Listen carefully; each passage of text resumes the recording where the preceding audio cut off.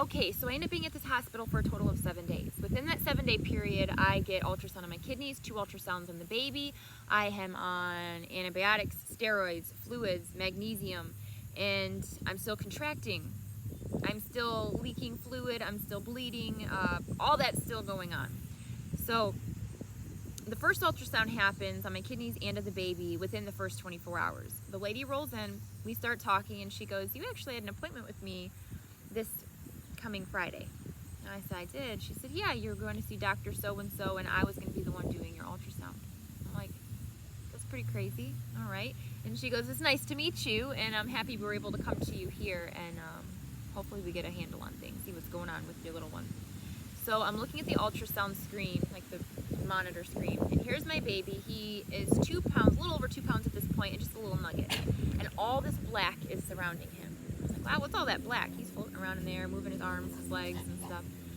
And she goes, "That's all your amniotic fluid, and there's a lot. So your baby's just having a good old time in there. He's a good swimmer." I'm like, "Okay." That's pretty crazy to see that and know what that is. So that happens. The kidney ultrasound happens. There's nothing going on with my kidneys, but they think with all the amniotic fluid, it's pushing on my kidneys, causing that horrible pain. They have me laying on this heating pad that's full of water, and it like runs hot water through it consistently, and that thing is awesome. And that helps a little bit with the back pain. Within the first 5 days, all these tests, they did more swabs, they had me on monitors 24/7, and then they are also have me on bed rest. That is really, really hard for me. I like to get up, I like to move around. I'm also in pain though, so I kind of have to face the facts if I can't get up and walk around. Otherwise, like the baby could come deliver. I don't know. So I am on bed rest. The only time I can get up is to use the restroom, and then I'm supposed to phone a nurse. She's supposed to help me, and all of that. My husband is seeing me every single day, and when he's not there, I'm on the phone with him, or I'm praying, or I'm reading the Word, spending time in praise and worship, and I'm spending a lot of time thinking. And I really, really, really want to make my point known that you want to know who your people are, okay? If you have certain people in your life that check up on you, that care about you, not just one-sided. Like me personally, I care about a lot of people.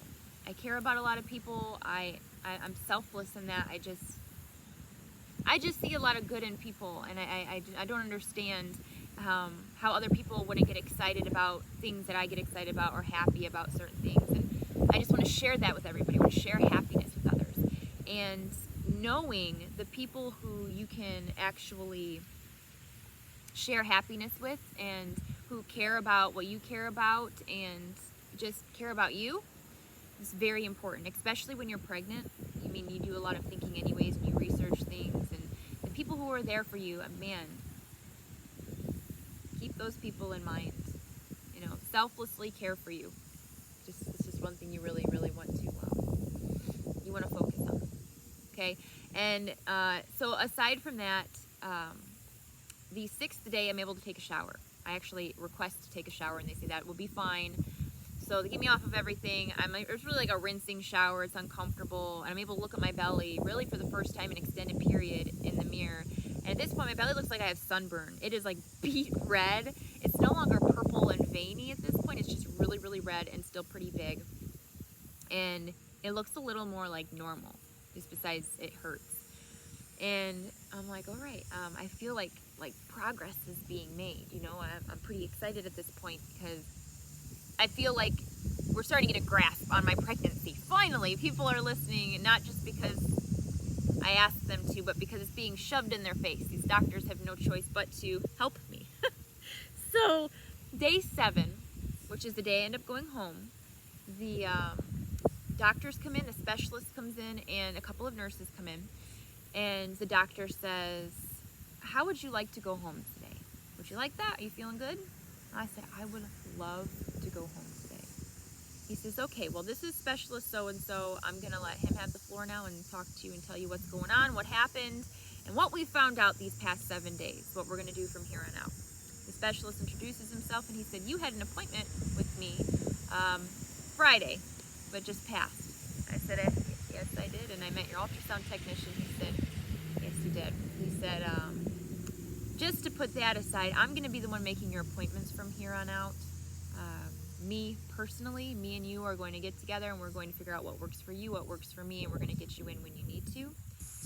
And he said, now about your stay here. What we have found out is you came in full-on labor, and we thought we were going to be delivering your son within 24 hours. We were just waiting for progression of the labor. Miraculously enough, within the past 7 days, we did test you a couple more times to see if you were still leaking fluid, because we're waiting for this dam of water to break, and that never happened. You are no longer leaking fluid all of a sudden. He said that could be a couple of things.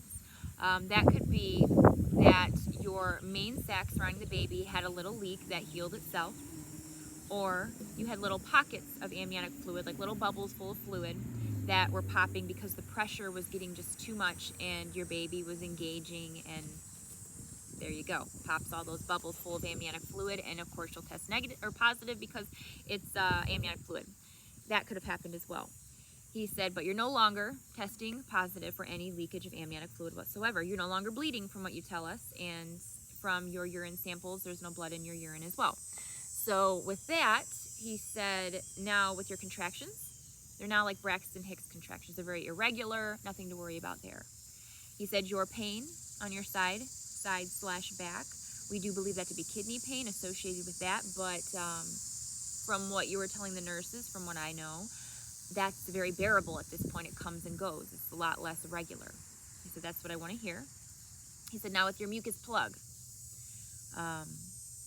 miraculously enough, when you came in here, your mucus plug was almost completely lost. You were still shedding, and now you are sealed back up. When it comes to dilation, you are dilated to maybe 1/2 of a centimeter, which is really not dilated at all.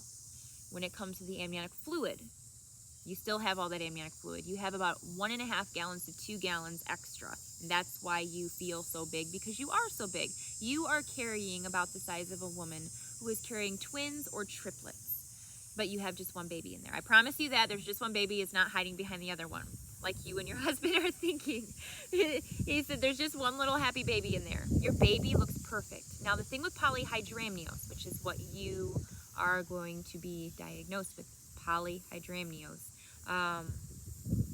There is different causes for that.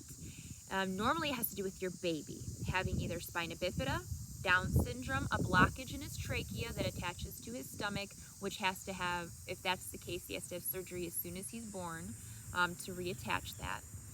And from the looks of it, your baby has none of that. I mean, tests are all coming back negative. So your baby looks like a perfectly developed normal baby at this point. So for the next and remainder of your pregnancy, I'm going to be seeing you once a week. You're going to be seeing your doctor regularly as well. And we are going to keep an eye on everything. On if the fluid levels continue to increase. We're going to try to get a treatment plan for you to get those fluid levels down. There's a few ways of going about that, and I'll explain that with your first visit with me in a few days. I want to see you in 3 days. He said, and it's going to be very interesting because with polyhydramnios, I have only had one other pregnant woman that I have dealt with in my 50 plus years that had a case like yours. So we'll explain all that in our visits to come, but I want to let you know, I think going home, resting and sleeping, because I know you haven't been getting a lot of sleep, these hospital beds are horrible, and I think that's what's best for you, being around your family. And I said, okay, well, that sounds good. He said, so feel free to call your husband, have him come get you. Take it easy till I see you, till we figure out what's all going on. But right now, you're stable. All right. So I call my husband. He comes and picks me up. We go home. The first 2-3 days at home are horrible. I thought I was going to end up back in the hospital. It was that bad. I was so swollen. I had to take off my wedding ring because it was cutting off my circulation. My husband went and bought me, I'll show you those in another video. He went and bought me 2 other replacement rings to wear because I need to be wearing a wedding ring. It's just who I am. I don't ever take my wedding ring off. And he goes and does that. I feel like I'm walking on stakes. I can't stand for very long without being completely out of breath. And at this point, I'm 27.5 weeks pregnant. So I'm still huge, but everything is just kind of coming and going. My husband's obviously very, very aware of what all went on, and he's very worried. Like anytime I'm up from my feet for too long, he gives me a chair.